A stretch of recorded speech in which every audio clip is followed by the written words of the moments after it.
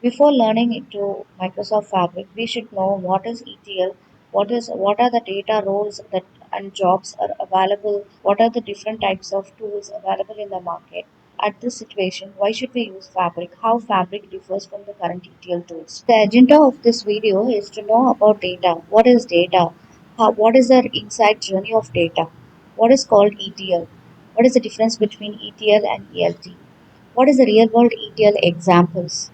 How the real world ETL, where people will be using ETL in different technologies? And what is data pipeline? What is end to end data pipeline? What are the different roles are available, like data engineering, data analytics, and more and more? What people will be doing with this industry? What is a complete data team structure? What are the flaws and pros and cons in the current ETL system? Why we are using Microsoft Fabric? Before we talk about ETL, let's standardize the journey that data takes from raw chaos to real business value. Stage 1, raw data. This is where everything starts, and honestly, it is a mess. Imagine data scattered across hundreds of different systems. You have got CSV sitting in someone's email, APIs pumping out JSON, database with millions of rows, IoT sensors generating logs every second, somebody from accounting session still using spreadsheets from 2019. Stage 2, clean data. Someone takes the mess and starting cleaning it up. Duplicates will be removed, date formats will be standardized, missing values will be handled, errors will be fixed, and now the data is consistent and reliable.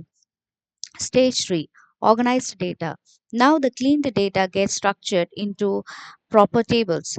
Tables are joined together, business rules are applied, star schemas are built with fact and dimensions, and this is where data becomes truly usable.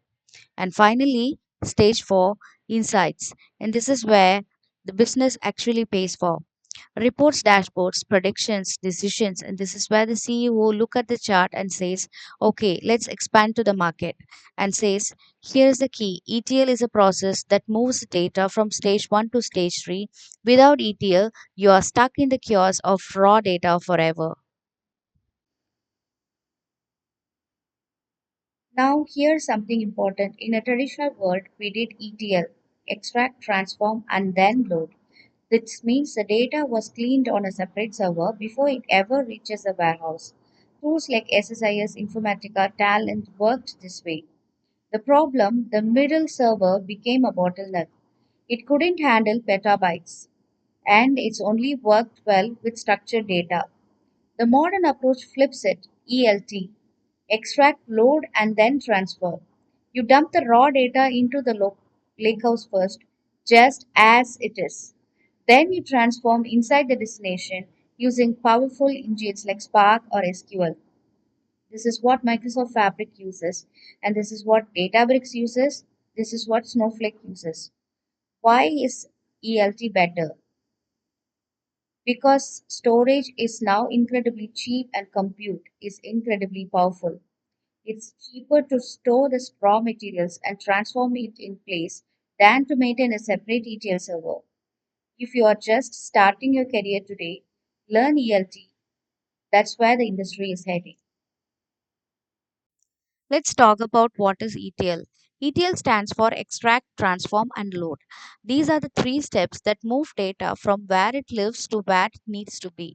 For example, extract, E for extract, this is where you pull the data out of its source. Imagine an example for a restaurant, they used to buy the ingredient. The ingredient could be spices, oils, or vegetables or meats.